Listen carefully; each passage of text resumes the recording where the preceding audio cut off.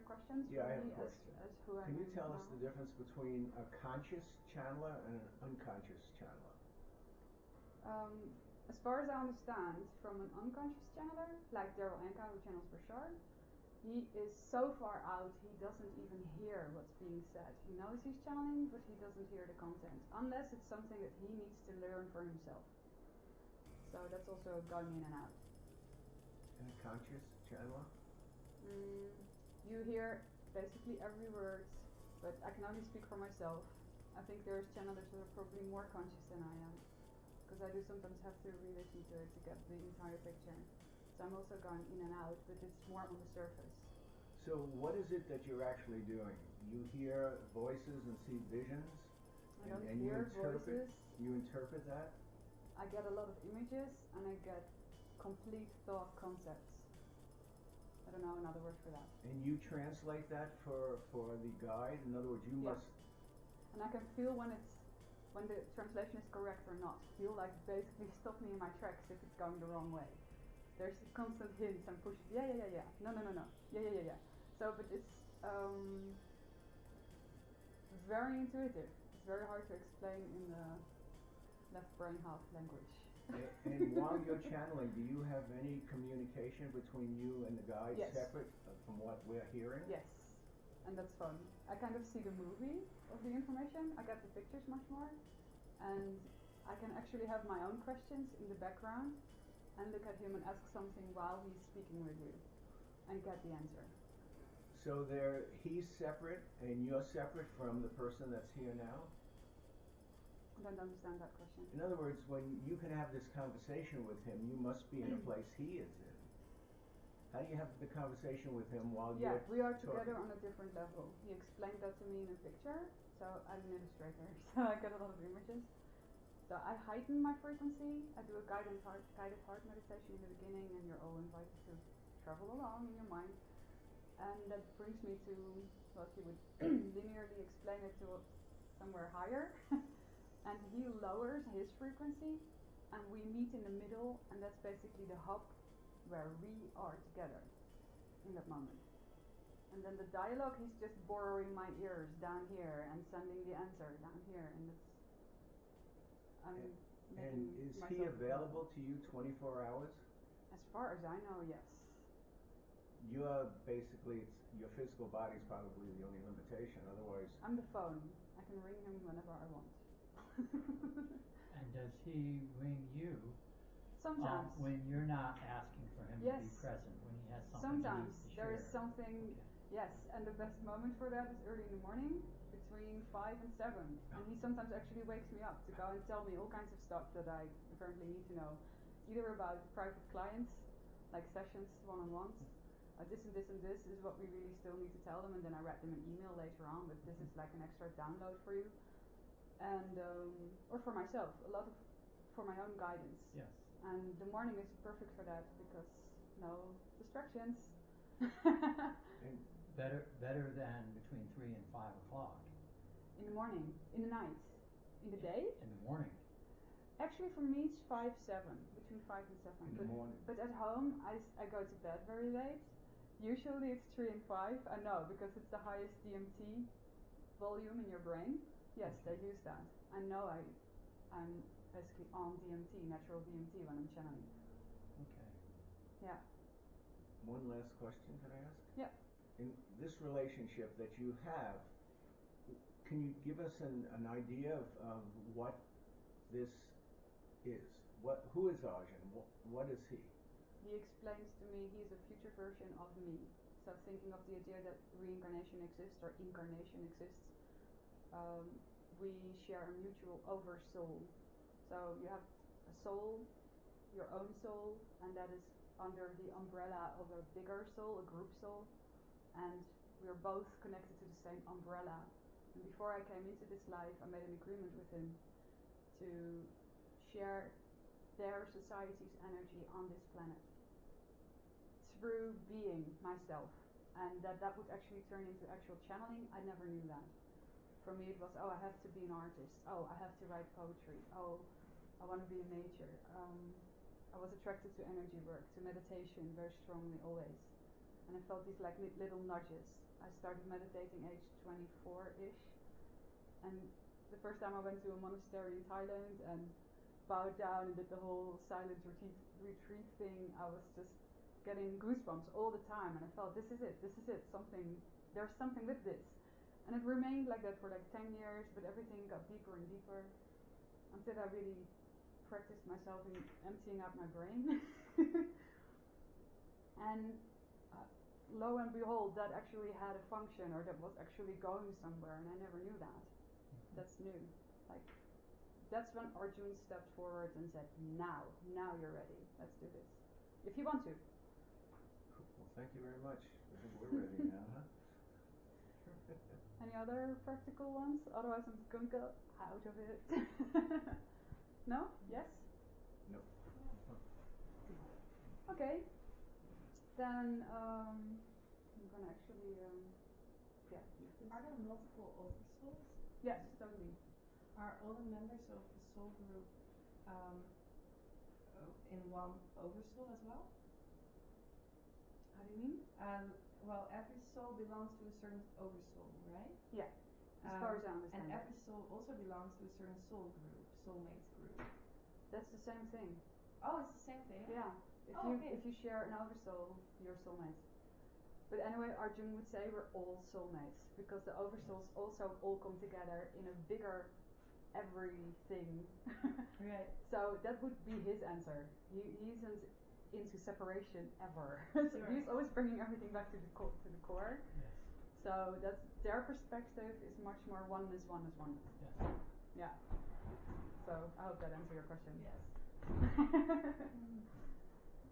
So I just invite you all to join in a little guided meditation. My guide usually just kicks in somewhere halfway, and then I'm letting him speak. My voice changes a little. I have some little tics when I channel. Sounds like nothing to be done about that. It's a different language coming through apparently, so you'll get used to it. You can ask him anything, no limitations in the questions, anything. There are no silly questions, and that's it. Have fun. Oh, can somebody be the timekeeper? What time do you want me to keep? After the meditation, 40 minutes, and then 40 minutes? let me know it's 40 minutes. Okay. You want me to do it? Yeah, you do it. And they'll round off. Yeah, If they are in a question in that moment, they'll round it off. And I then we see have a break. you are recording this? Yes. And Yeah. I might use this on YouTube. Some Q&A. If you really don't want your voice in it, I can replace it with subtitles. Depending on how personal a question gets, you never know. So, are you okay? Yeah. Cool. Good. So, you can make yourself comfortable. And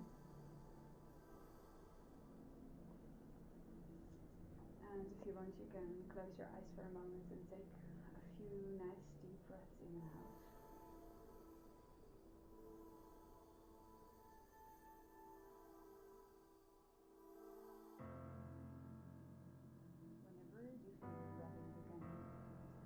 Put your hands in your lap or next to you, whatever feels comfortable to you. And you can either open your eyes or keep them closed and stay in a meditative state. Understand, we are with many. I am Arjun of the YahYel, and very happy to be here with all of you right now in this moment. If you would like to share any question or answer out loud through the channel with me now, we warmly welcome any of these questions.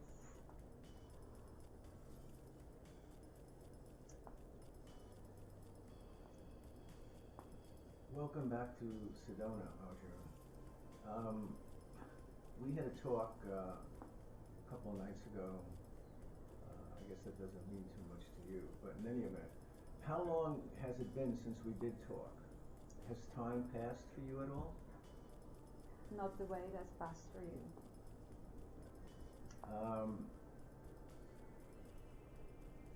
You mentioned that you are in a physical form. Yes. And does that physical form need sleep? We still sleep now and then. We don't call it sleep or look at it as you do. For us it is reconnecting to source in a very conscious way. We travel when we sleep. We live our dreams, and we dream even deeper, you could say, when we sleep. Why is it that you need a physical body? There is no need, it is a choice. So you can experience physicality as well as non-physicality? And so can you, yes. And how would I do it?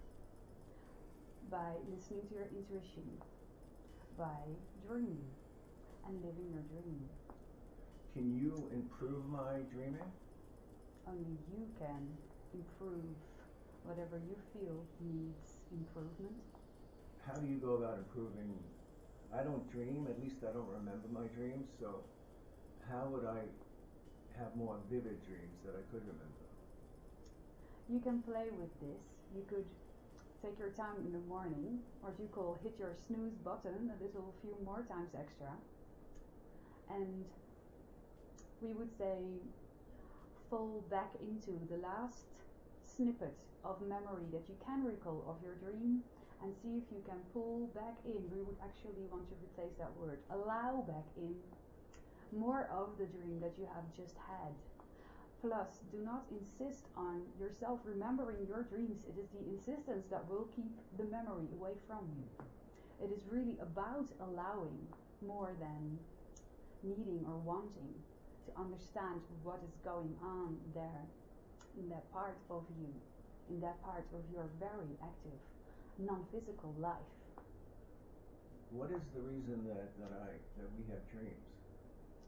You rebalance the energies between your very focused beingness in this body, in your third, fourth dimensional reality, with your non-physical state.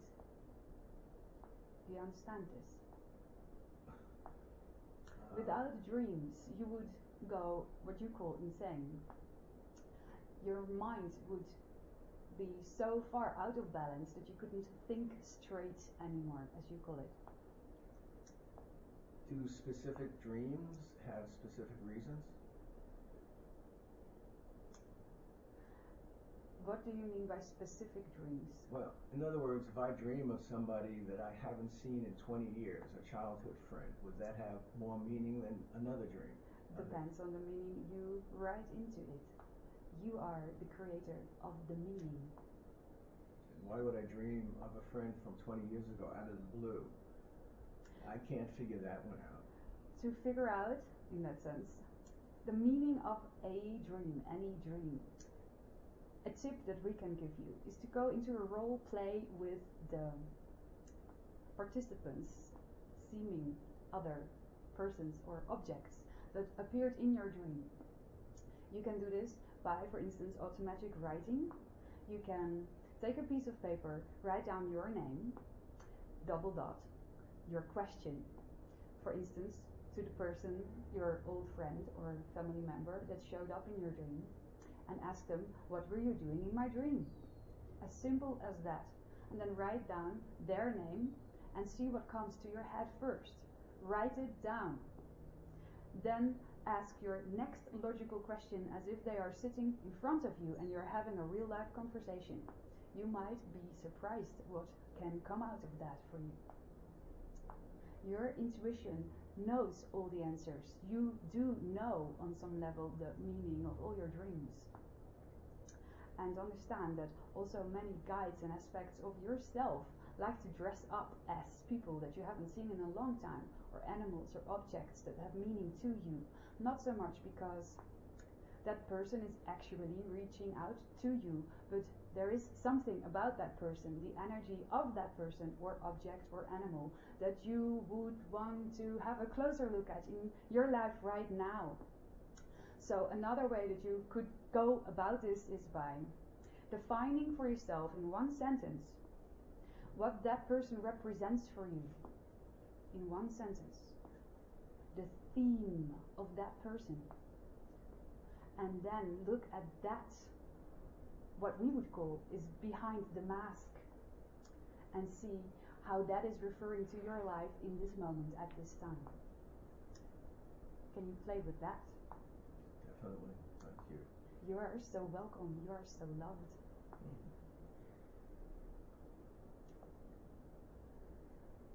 My question is, hello, I'm Dana. My question is related to Peter's, and that is, I often have dreams that I wake up from, and I have such a clear understanding of the message or the concept that I tell myself I'll never forget this, and so I don't write it down, and then later I wish I had.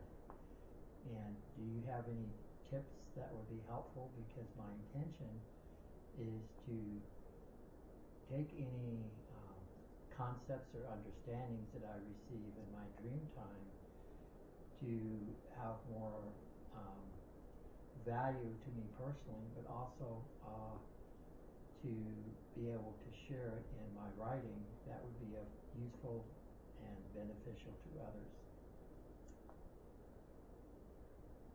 Can you explain more where you feel that writing down assists you in getting more out of your dreams? Is that what you said? Yes, well, I guess that's an assumption that it would. That's why we want to take a closer look at this. Yes. How did you start to believe that that would assist you in carrying the message out there and into your own life actively, you see? As we hear you, you understand your dreams very well. You pick the fruits, the results, the lessons from them when you remember them in the morning, and you get it so well that you don't feel you have to write them down, correct? Yes. So you don't write them down. You also think that you will remember because it is so clear. The funny thing is, the paradox is, because you get it so well, you don't have to remember. You see. You are the dream. You have become the concept. You have embodied the lesson. Now, if you want to share these insights with other people, then yes, writing them down is very helpful. But then the question would be, if you don't write them down, if you choose not to write them down, are you truly enthusiastic about this way of sharing? Or is there an obstacle somewhere in your wish, in your dream, to share this with others, that you believe something that is a lower frequency, that you can fail in being such a messenger, or that it is a lot of work to write all of these things down, or how am I going to bring it out there? Is there an obstacle somewhere? Yes, the obstacle for me would be any feeling that I have an obligation or a responsibility to share the information, when if I simply just relied on my faith that by directly experiencing the information or the concept in the dream is of value to me, then that is enough. And at any time in the future, if it's helpful for it to come forward to remind me of what I already know, then it will come, and I should simply rest and relax in the process. And it will flow from you. Yes. In direct interaction with people. When they are in a situation where you could say, could use one of the insights that were given through your higher mind, through your non-physical self, it will flow from you. You will not even necessarily have to remember that specific dream, but you will so much have already embodied that bottom line, that lesson. You will just bring it forth automatically to them. For they are a magnet also, and they're asking, it's been answered even before you showed up. You will just be the vessel of the message, in a sense. If you go with your flow, we feel that you are not writing it down because of that idea of obligation. And you are correct, you do not have that obligation. And it's been your own natural, intuitive response to then not write it down. So thank you for following your heart. And thank you. I realized as I was asking the question, I was already receiving the answer. Answering yourself. Yes. We are very glad to be a mirror for you, and if you even hear that within you before it is being translated through this channel, thank you for being so in tune. Thank you.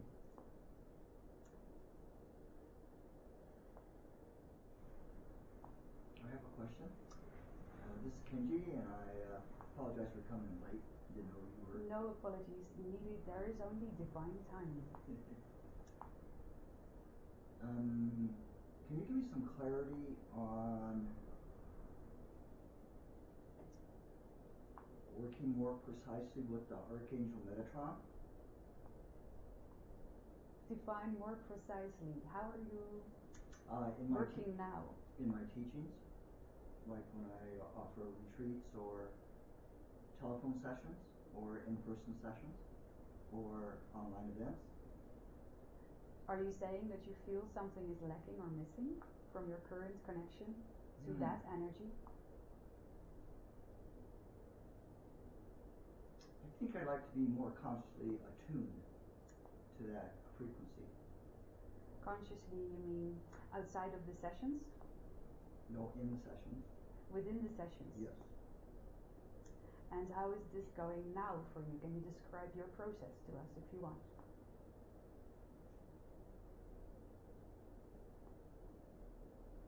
I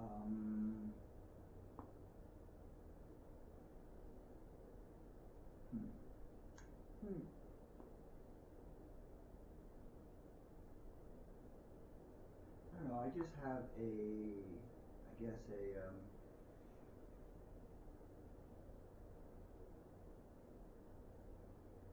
desire to be more conscious of that presence as I'm working, so that perhaps I could give an even deeper clarity to the people that are receiving the work and the energy. We would say, drop the desire. Okay. And allow it to flow through you. Okay. For it is there, we would say, full power for you. Okay. Nothing needs to be done for that. Okay, I got you. You may, however, want to screen your everyday life outside of your channeling moments for blocks and obstacles within yourself. Do you understand this? Keep going. What are you doing outside of your channelings? I just do my everyday thing. What does your everyday thing look like? Oh, I do my errands.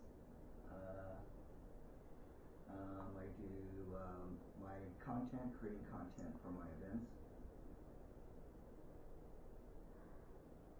Is there pressure or stress around a certain relationship or doing this kind of job at the moment within you?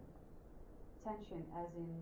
The only stress I have is on a business level, which I've had for a number of years, but I feel like I've got, I think, the right team in place now and a new website, but I've always had challenges with marketing and doing the management of my business, which I never thought I would have.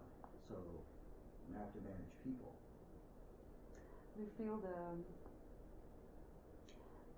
block in that part, and it is influencing your channeling. Do you understand? Okay.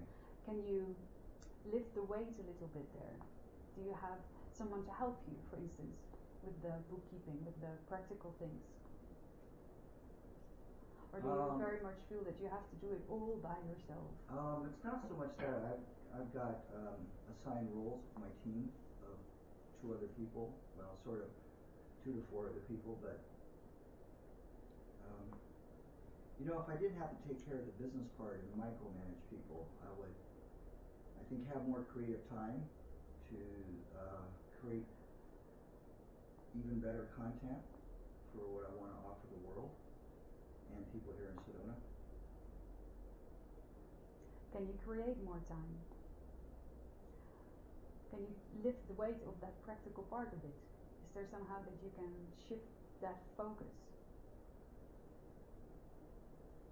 Yes. Then we would say play with that. See if you can take that homework element a little bit out of it, you see, out of your daily life. So you can play more, basically. Do you do anything creative for yourself? I will as soon as my feet heal up so I can go hiking more and do my vortex activations for people that come to visit me. And this has been a while, correct? Yeah, ever since I moved to Sedona 15 months ago, I developed feet issues like plantar fasciitis and gout, which is healing up. I'm definitely much better right now than I was, say, a month ago. But, you know, I dearly love to start hiking again and to tune into the land here, the ancient mysteries and all of that. And that's really what I like to do. That's why I moved here. We see a striking divine timing with your entering during the astral connection, you could say, of the meditation when you walked in. You got that right? Do you know what you missed? No, but I called it forth. That meditation started with grounding and connecting to Gaia, to Mother Earth. Mm-hmm. Okay. That's what you're lacking. Okay. So even that part of practical timing in your time as you created to exist tells you that. And you are now healing and walking into more of that. It's what we felt missing, a focus on a very mental area, the bookkeeping, the practical stuff for the business. Now you've got your foundation laid out. See if you can make that even lighter and play more. Go out there and hike and do your vortices activations, and thank you for that from many of us. And you will see that your feet go back to their normal balance and your channelings will improve greatly, for it is this double connection that helps you bring that down here, you see. Thank you. Does that resonate with you? Mm-hmm. Can you play with that? Mm-hmm. You are so welcome. You are so loved. Thank you.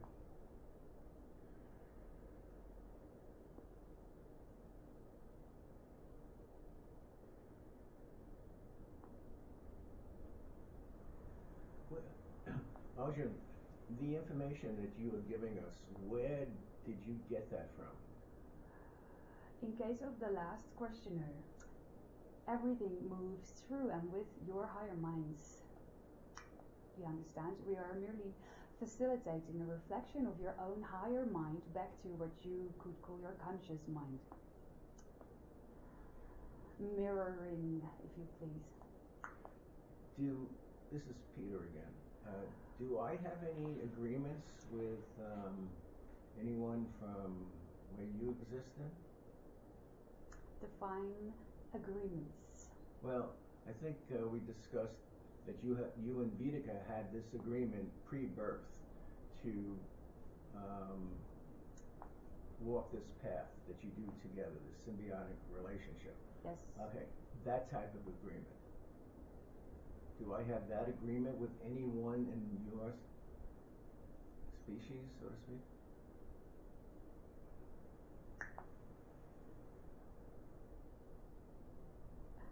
We have two hands rising. They are what you could say backups. They've always been there. You can call on them whenever you like. But part of you has always known. You knew as a child. You remember. I remember something. I've forgotten a lot more. Well, But you take your time. But I don't have a similar type of agreement that you have with Wieteke. In other words, I'm not going to be channeling any guide. They've been working with you. You have been channeling, in a sense. It's through your journey of curiosity to our people, our spaceships in general, you have been working with us. You just never defined it that way, you see. Many of you don't. Many of you work in cooperation in a beautiful, subtle, ever so gentle dance in the background while you're just being you. It's part of you being you. For you are all one. We are all one. There is a lot of cooperation happening in the background, you could say. Now, you're all more and more with the higher frequency on this earth and still rising, becoming more and more aware of your own multidimensionality. And as you are, your dreams may become more vivid. You may journey in either astral travel or by using plant medicine and meet other parts of you that you would have never thought were there. There are people who have what you call your near-death experiences come back, and they have seen and met their guides. Not all of them human looking.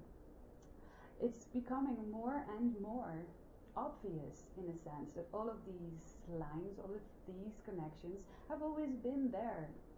Now, if these, what you call agreements, are leading to the kind of channeling that you see before you now, that is personal. It has a function for the channel too, you see. If your higher mind, if your soul part knows that you can grow from being invited to step forward with such a thing at this moment in your time, in your absolutely unique individual manner, then your soul part knows I can spiritually grow from this experience. This is what your channel's soul knew before we went into this agreement together, you see. Now, when you ask, do you have such agreements? Yes and no. Yes, in your own way, and you have been doing them quite well, we would say, throughout your life. And no, because it isn't gonna be or ever will be what you see in front of you now. Even if you would end up being a vocal channel at some point in your life, which you really want that, and if it connects with your soul's wish, it would look different. It would be your energy filter. It would be your version. You would attract people that resonate with that message coming through in that manner. It will always be unique. Do you see? Does that answer your question? Yes, it does. Thank you. You're so welcome. You wanted to know when it was 20 minutes? 40.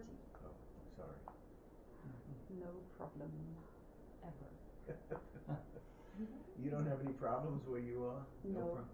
Nothing. No. You exist in a blissful state? Anywhere between neutral and bliss. Yes, thank you.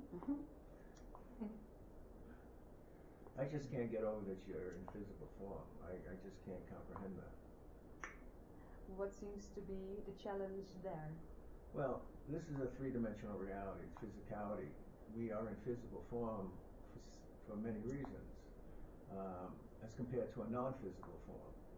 So, but after I would think that we leave here, we're no longer in physical form, possibly. Why would we need a body if we're not in a three-dimensional reality? First, you're in a fourth dimensional reality, counting time as its own dimension. What do you mean by leaving? When you transit to your next level, to spirit? Whatever. No, you don't need a body when you're going into spirit. But what you do not yet understand, maybe, is that when you do die, physically die on your earth plane, as you have gotten to know it right now, and when you do transit into spirit, you can then, when you are there, re-fabric, in a sense, the idea, the physicality idea, and even meet others in a physical manner, and touch and feel and have the senses that you have right here, right now. You can have all of that again and build your own magical cities in in instant manifestations, as there won't be the time gap that you create here, you see. And that is more or less where we are. It is physical. We have chosen to have the physical experience still, yet there is a much, much higher frequency of manifesting, a much higher being in tune with our own inner knowing that we are living light. We focus our own bodies into being. All senses are there. It is in that sense physical. It can be compared with a very, very realistic dream. Do you remember such a dream? So your physical form is a product of your imagination? And so is yours. But it is just a higher frequency version of the exact same thing. We are less focused on... The focus level is different. Less intense. Your focus is very intense. You are very, very focused, which creates more of the illusion of separation. It goes hand in hand with a very strong focus, you see. We are less focused, yet still focused in a body, using a body, choosing a body. Do you experience pain? No, thank you. Any emotion? Yes, many. Can you give us one? Other than love? Bliss, joy, laughter, all positive surprise, all positive emotions. Curiosity, playfulness. Do you have a dark side? A dark side. As we know it. We don't label what you call dark as dark. We see it as lower frequency, separating in a sense, and we do not judge it. We can observe it with curiosity. Is your reality duality? In other words, do you need opposites in order to appreciate each one? There is contrast. The idea of needing that to appreciate, no. It just is. Do you have sex? We are still physical. We do not resonate much, though, with the energy frequency that has been built around that particular word in your society. So we would say, yes, we make love, but it's in on multiple dimensions when that is chosen to be shared. Do you have children with anybody in this plane? Can you specify your question? Yeah, there's a belief that that ETs and humans, that ETs impregnate humans, and a result of which is hybrids, and then they take the hybrids back. We are such children to begin with, and there are such children, yes, amongst our society. So have you ever? The impregnation, though, is not physical. It's not physical. It is non-physical, yet it can be experienced on a physical plane, depending on how, you could say, transparent the participant is, and understand this is always, always in cooperation. There is free will. So it's the impregnation is not to the person in this plane, it's that higher plane that she exists in or he exists in. Yes, also? for all of you already exist there. You have your lives there too. And you visit sometimes that part of you, for instance, in your dreams. Like you can also visit a part of you that you have consciously already lived and dreamed that you're 3 years old again. There is no time, there is no past or future. You tune into the frequency of the idea in the here and now. And then you are it. Does that answer the question? This is Amy. Hello. Hi. I've been wondering for years why I always see triple twos all the time. Does it mean I'm supposed to do something, or does it mean... Do you believe that means you are supposed to do something? I have no idea. Have you assigned any kind of meaning to it? I just take it as the universe giving me a wink or a nod. So a positive meaning, that is. Yes. Then that is what it is for you.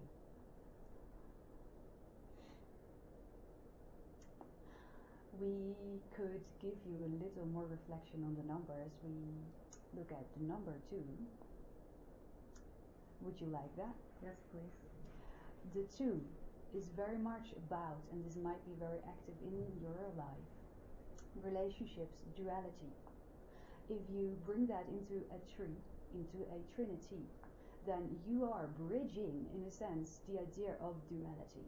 You are bringing it to a core, to a center, to a triangle, you see. Do you understand this? Yes. So the combination of the 2 and its basic meaning, as you could see it, and then seeing it in an amount of trees together, does that resonate with you, is actually overcoming the idea of duality. Do you understand this? Yes. Do you feel that that has been a topic in your life recently, or Yes. since the past few years? Very much so. Then there you go. You have chosen from your own higher mind's level this symbol to come down to you, linearly speaking. And you have understood it on a heart level because you feel the nudge, you feel the thumbs up. You have understood it. So keep playing with it as long as you feel that you need this. It's guiding you, it's confirming. But you do not have to put any meaning into it. You are always free to play with it in whatever way feels natural to you. There is no numbers that mean the exact same thing for 2 people even on your planet, as you are all absolutely unique. And the way that little nudge feels to you is different than it feels to another person who keeps seeing triple twos. Does that answer your question? Yes, thank you. You're so welcome. You're so loved. Thank you.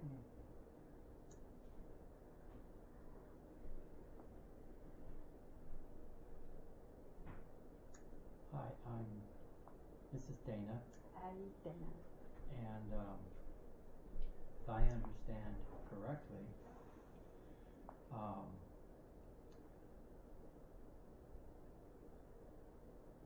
often a guide, where there's a connection made to another being, is like an aspect of ourselves. It's part of our soul group, and therefore it's entirely possible and true, I believe, that we can connect, communicate, and collaborate with aspects of ourselves from our past and our future. Correct. That would be like communicating and connecting to our ancestors as well as our descendants from our own life experiences. Yes. And therefore, it's like we have multiple lives that are simultaneously living and experiencing and learning at the same time. Correct. Wonderful. I have a thought about the meditation that we began with, and that is when we go down, when we extend our appreciation and gratitude from the place of the heart down into Mother Earth, we're connecting with the divine feminine attributes. And when we go up from the heart up into the center of the galaxy, we are connecting to like the divine masculine. And when we bring them together in the space of the heart, we're connecting with that child of light. And in a sense, we're creating an awareness and experience of the Trinity within ourselves. Correct. Wonderful. Thank you for confirming that.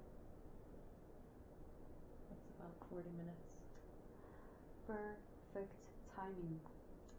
We thank you all so very much for being here and playing with us. And we invite you to enjoy your break. We will have some more fun on this dance floor of question and answer. No, there was a moment. There was one moment. It's really hard for me to go back into it when I'm not. No problem. I thought if you didn't know. I think maybe it's your question. What about my question? I think it was with your question. That she had a private dialogue with Arjun. Yeah. And you had some, like,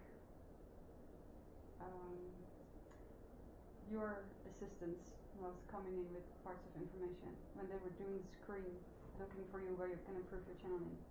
So it was not just Arjun, I could see there's more beings. So you work with a group, right? Yeah. So, that's like something in the back, that's like a double dialogue. Yeah. Arjun is speaking with you, and in the meantime I get this information from what I understand to be your guides, showing me there is obstacles in the daily life that is influencing your channeling. Yeah. So, and then they showed me how you could ground that and bring the balance back. And it was so funny. They were actually like, yeah, coming in and not having the grounding with the earth thing. It was so I like when things come together that way. Yeah. But yeah, that was in the back. Yeah. But it wasn't my question, it was more an observation, I think. You're channeling actually a team, aren't you? Yeah, they're walking around. And unless How it's many really are there? important. How many are there? Well, at least 3, sometimes more. So it's more when people work, like when the people's own guides are needed. They just show up. So I sometimes see beings show up that I've never seen. So have you seen my And guide? they're like, oh, we're with you. Oh, okay. Have you seen my guide at all? The 2 hands raising, when you said you have agreements, there were like 2 behind you, raising their hands. Yeah. So that was pretty funny for me as well. Can I talk to them the same way? In other words, through you? I don't know. Try. But then Arjun would be the translator. Yeah, well, that's we have a frequency match, and he basically shows me in images. Okay, this is in the background. From them. Yeah. So there's other energies I get to understand that, but Yeah. I don't do the direct channeling with them. So it'd be double hearsay. We would call that in court. That's what it's called? Okay. I'm gonna get some more. Like the game of telephone. By the time it gets to me, no, my guys, no, that's not what I said.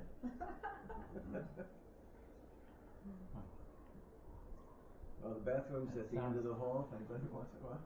It sounds like that could be confusing. If you're channeling and the person that you're responding to his or her question, their guides are speaking or showing you something, revealing something to you at the same time, I assume they wouldn't speak at the same time, that there would be a dialogue. Well, they do.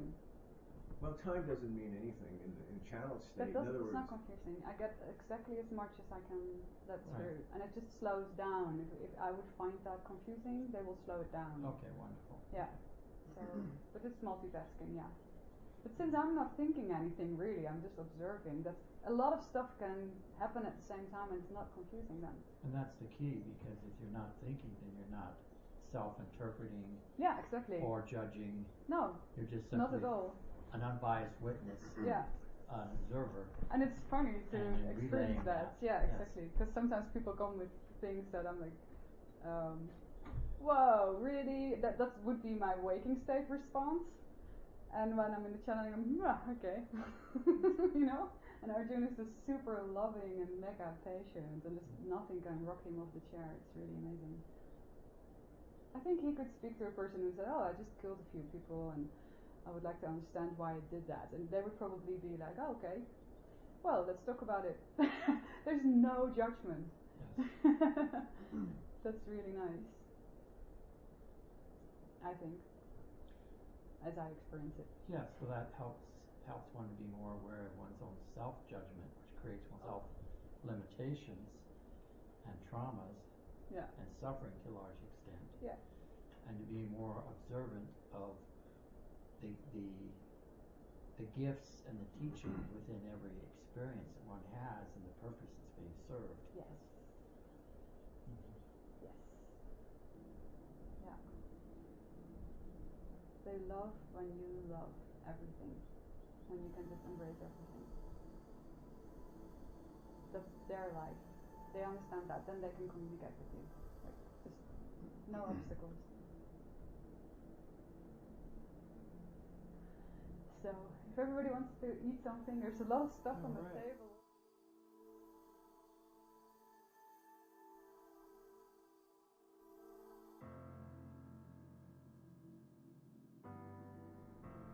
For those who wish to go into a vocal, open question and answer, we are available for you now.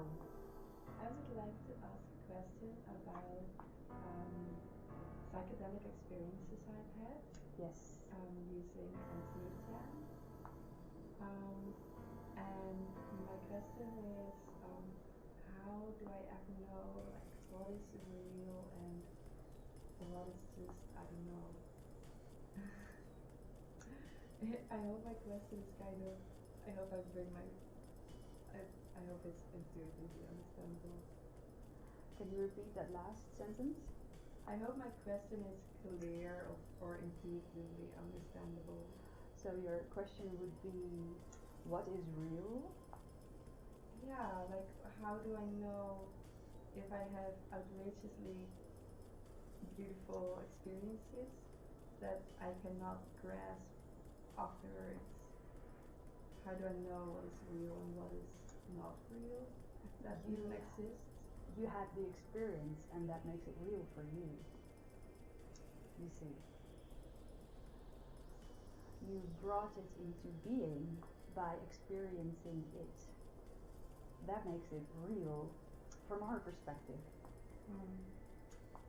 Does that resonate with you, or do you want to go deeper into this? I would like to go deeper into this. What if after a psychedelic experience, later on I started doubting it as not being real, not having been real, and I find evidence that says it was not real. Define evidence for you. Like for example, I have been smoking marijuana and doing yoga, and sometimes it felt as if I was totally restructuring my spinal cord, and then healing my scoliosis, and then afterwards I would be in a situation and just feel like, oh no, my back is still in the wrong position, and I take that as evidence, like, oh, it was not real. Then you are what we would call buying into the echo. Do you understand this? No, what's that? In your fourth dimensional physical reality, your focused reality, the way we see it, everything is energy. This is a very slow frequency, you see. Your physical reality is. To move that, as you just described, your realignment of your spinal cord, you create a time gap, you see. You have gotten so used to having the scoliosis that your body, which has its own consciousness, will, in a sense, double check with you whether you are truly ready to have shifted to a version of yourself in which the scoliosis is healing or even already has healed, that would ask for a mind stretch on your side. So in communication with the higher mind, the body double checks on you whether you are ready for that mind stretch. Since you create your own reality, if in that moment you experience or choose to experience that reoccurring complaint as proof that your yoga self-healing practice didn't work, then you will manifest that, and thus you will have created for yourself proof that it doesn't work. Do you understand this? Yes, and also how can I stretch my mind instead of believing in this proof? By realizing that when you are being double checked on by yourself, in a sense, that it is an echo. It's a double check. It doesn't mean proof of failure. It is a question. Are you sure you want to be healed of this? Are you ready to believe that you can heal yourself? Are you sure? And then you can answer, yes, I am, by not buying into that echo in that moment, you see. And realizing, oh, I'm double checking on myself, and that's fine. Do you understand this? You can hug the complaint in that moment, thus basically rendering it obsolete because it has no longer got a message for you. The double checking won't be necessary anymore after you responding to it for an amount of times, saying, I've got the point, it's not a problem. You see? Because what you've been doing now is saying, I don't understand this is still a problem. Yes. And you brought it back into your reality, you see. Can you play with that? I don't know, I'm not sure like how to stretch my mind into something else than what I'm doing right now. Can you be more specific on this? I need a stretch of mind to not buy into the proof and to just see it as an echo. There is no proof until you decide that what you are experiencing is proof. The decision is unconscious. It's before I decide to decide. It isn't. You just shared with us. You are conscious of it. You couldn't share this dilemma with us, weren't you conscious of it? So you are conscious of it, and that should tell you you are free to choose a different conclusion, a different belief system. You see, what has been happening for you up until now does not mean it will happen forever. Yes. Can you play with that? Can you rewrite your conclusion and simply decide for yourself that yes, you can heal your back and that what you are doing is beneficial for you, and we can tell you it is. And then surrender to that and recognize the echo for the echo. You are just speaking to yourself to see if you are really ready to expand and realign in that knowing with a capital K. Dear one. Thank you. Can you play with that? Yes. Then we wish you happy stretching. High and low. Do you think that psychedelic experiences keep benefiting me in this way of mind stretching? They can, and possibly sometimes seem to not help you. It depends on how you use these assistants, we like to call them, in your life, practically. When you use them, and most of all, why you use them. Do you understand this? Yes. Do you have other questions about that? No, thank you. You're so welcome. You're so loved.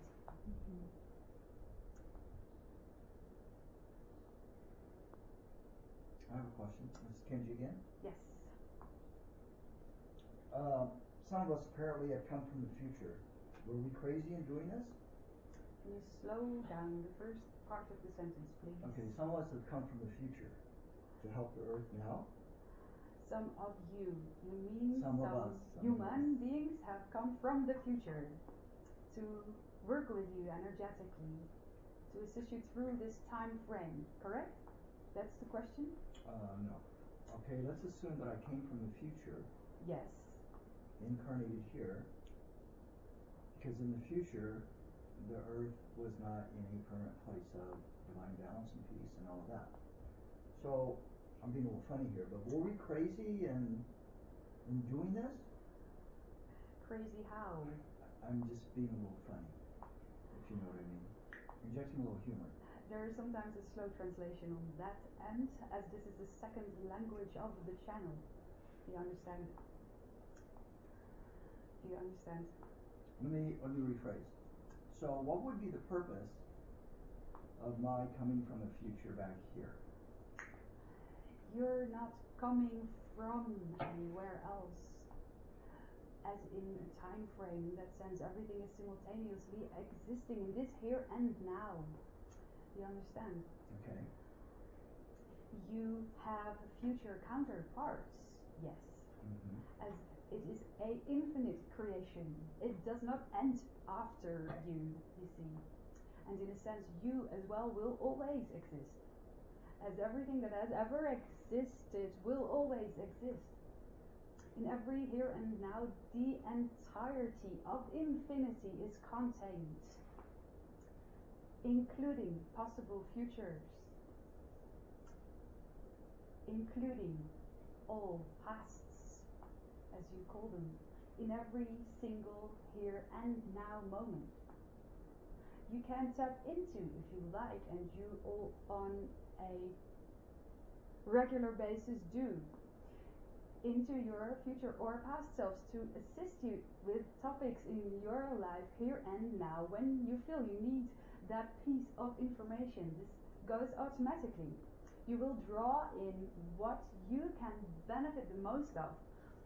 So when you go to a healer that works with the idea, the concept of past lives, he or she can read for you, translate to you, which other self, in a sense, has a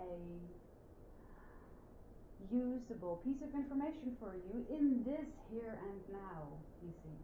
Mm-hmm. It may very well be, though, that the next time that you visit this person, another life pops up, or that this one that was useful for you in this here and now won't be useful for you in that here and now.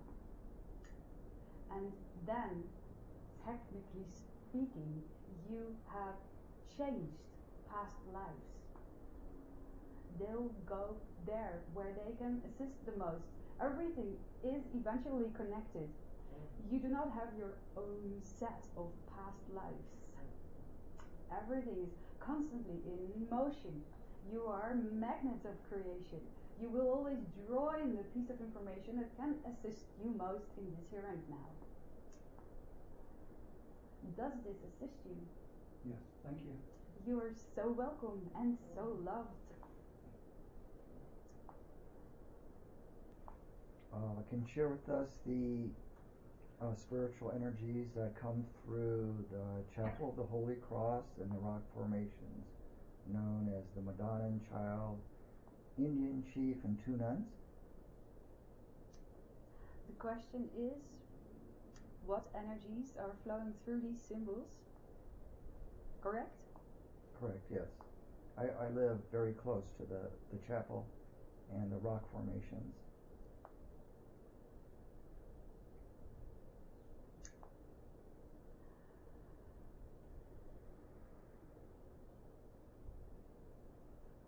They are what you could describe as blue frequencies.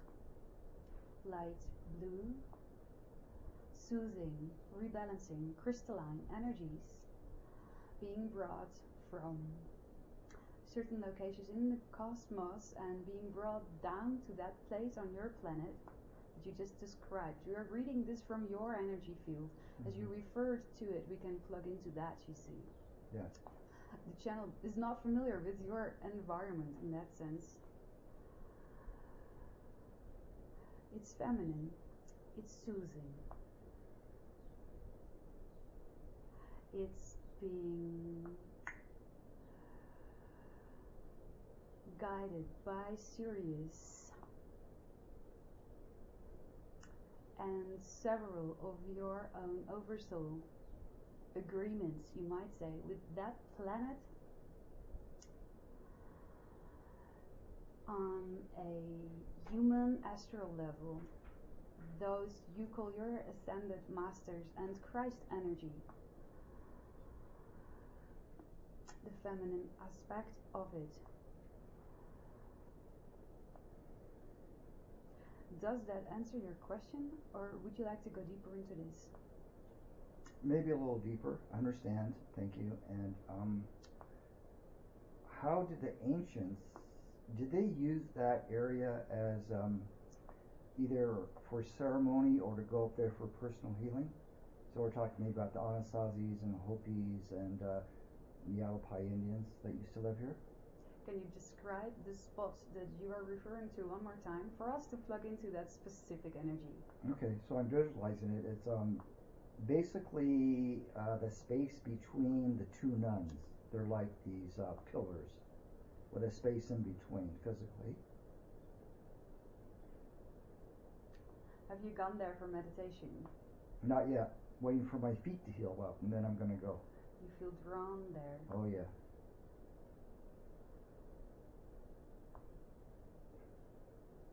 There have been certain rituals by what you call your Native Americans in that location.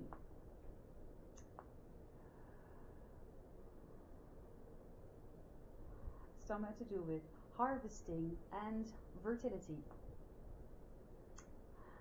These are themes that stand out there. If there are any conflicting ideas within a person around these topics, this would be a great place to rebalance them in the center of them. You mentioned fertility, and what was the other one? Harvesting. Harvesting. Okay, wonderful. And this is why you feel pulled to it, as your business tunes in with that. Mm-hmm. The work that you are still setting up in that sense. Yes. Can you play with that? Yeah, it's a lot of fun. Thank you. You're so welcome. Arjun, can you tell me anything about the energy form that manifests as Bell Rock?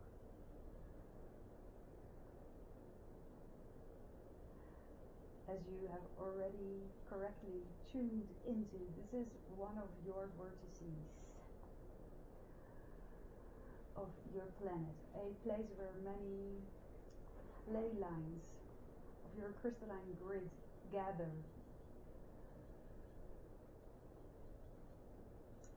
A vortex through which astral energies can be taken in by the earth, and earth grid crystalline energies can be shared with the cosmos. A doorway.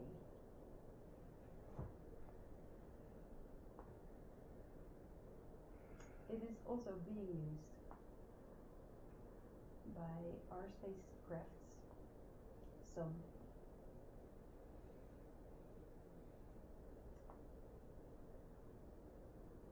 Does that give you enough of an answer? Never enough. What's the relationship between your spacecraft and Bell Rock? As we explained to you before, we see vortices on your planet in a sense as a parallel of a black hole in your universe. Information can move through it fast and efficiently. It's a dimension jumper in a sense. we can use these doorways with the ships to spread energies that you have asked for on your plane over your planet to assist her rebalance and move into her ascension. And you have, you could say, on a oversoul level as humanity, made many agreements with many of us to help you assist with that. As it is all self-love.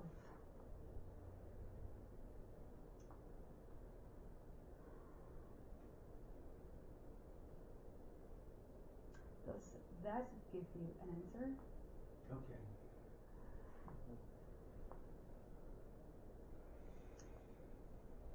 I had a question about love. Yes. How to experience unconditional love for ourselves.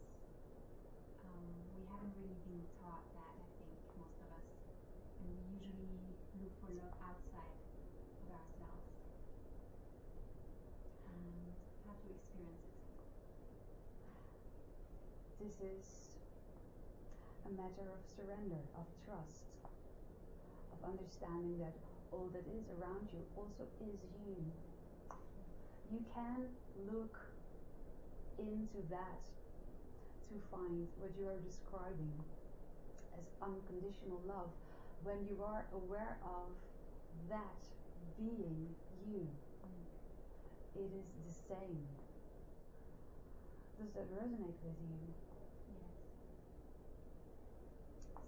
So when we love someone else, we actually are loving ourselves because it's a Yes. part of us. In the foundation, yes. It only gets what you would call muddy when you let your mind interfere and start building a construct around that with expectations, demands, question marks. But the pure flow of unconditional love from your heart to any other being or even thing in your world as you create it equals self-love from our perspective. It only gets complicated, like you said, when you muddy it up with the belief systems that you have been taught as a child, spoon-fed as children for many of you. This is why this rediscovery of self is being called remembering. You are remembering yourself with all of that other that is also self coming back together. When you let go of those beliefs, fear-based beliefs that you were taught throughout your life. But this is a perfect time for doing that. Your earth crystalline energy is highly speeding up her elevating frequency, and those who wish to do self-research and let go of these no longer serving beliefs can do so very rapidly in this here and now of your time.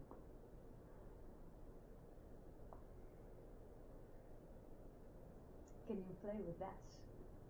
Or did you want to go deeper into this?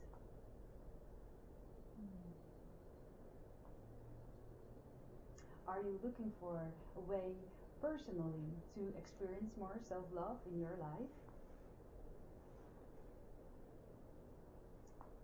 If you want to go there. Yes. And I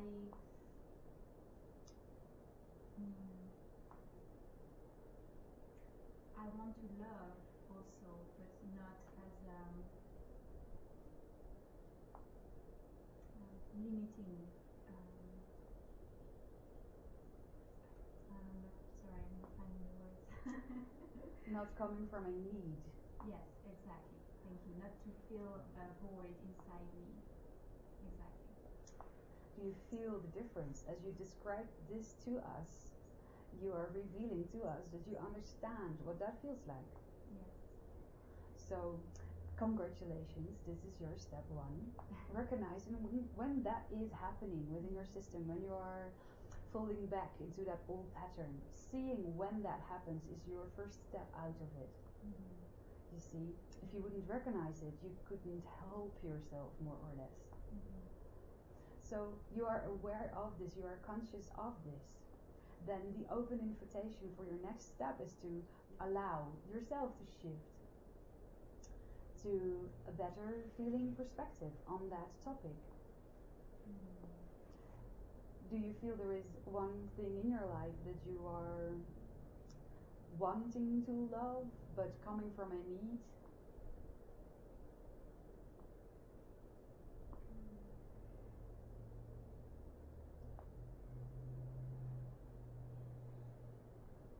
I'm not sure. Then we will flip it to the other side of the coin. What do you like to do most in your life? What gives you that timeless feeling? Forgetting everything else, just enjoying the here and now, every second of what you're doing. Is there an activity in your life that brings you that sensation?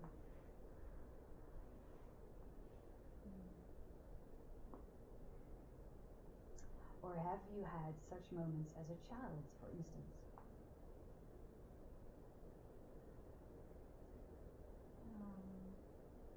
Yes.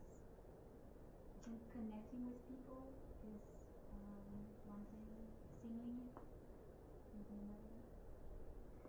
Being in nature. Do you feel you grant yourself enough of that in your life? Doing these things? Yes, that's maybe not enough, but I want to do that. It's my plan. To do that more? Yes. Are you blaming yourself for walking around with that plan and not getting to it? Have you been blaming yourself for walking around with that plan and not getting to it? Have you caught yourself? I don't think so. There's no guilt built up around this. No feeling of rush, I should do this soon. No, I don't have that feeling. That is perfect, because then you can freely hold that wish without squeezing it. You can hold it in an open hand and just allow opportunities to make this wish come through into your life. We would say that to anybody who has these plans that haven't come to fruition yet. Hold them in an open hand. This is the first trap that we encounter very often. The first hole that you often dig for yourselves. Finally, you know what you want to do, and then you instantly hit yourself in front of the hedge, against the hedge, for not having done it sooner, or not being fast enough in doing it or going to do it. So we love where you are. See that little baby chicken in your hand, soft and fuzzy. Your plan to reconnect more with that who you know you are. And follow that trail, you know, in your heart. You feel the excitement, the ease, the love, the passion, when these little lines are being offered to you to follow. Do you feel you can play with that? Yes, thank you.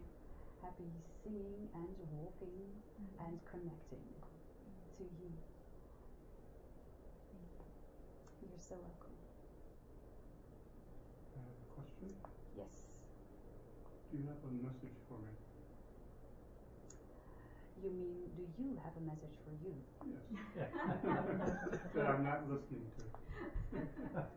Well, our response to that would be, what do you think that message might be?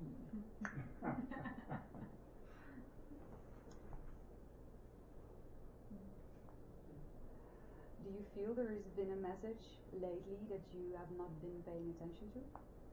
that there might be such a message for you hiding behind a tree. I feel that I have had some miraculous experiences lately that have no message contained in them other than love. Other than love. I know that that's what I am, and that's what I came here to do. So, does your mind believe there needs to be something else? That it cannot possibly be He that can believe simple? whatever he wants, it doesn't matter. Then that is your answer. Right there. You see? You're creating question marks where there do not need to be any.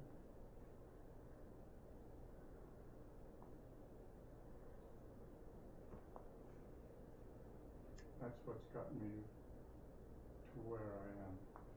And that's why it's like where I am is there's no questions left.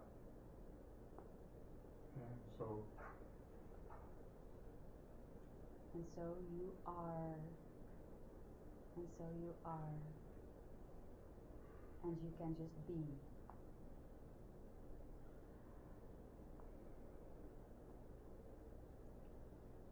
Breathe and be.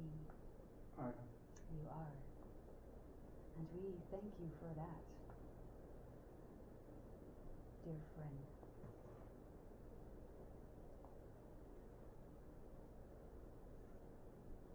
Play with the wind.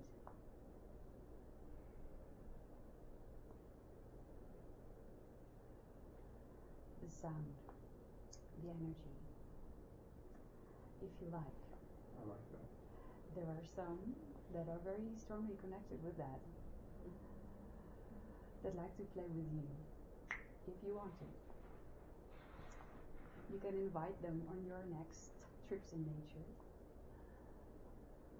or even when you simply open a window in the house. There are breath messages for you that you can still play with. And as you just opened up the door for that piece of information, you see.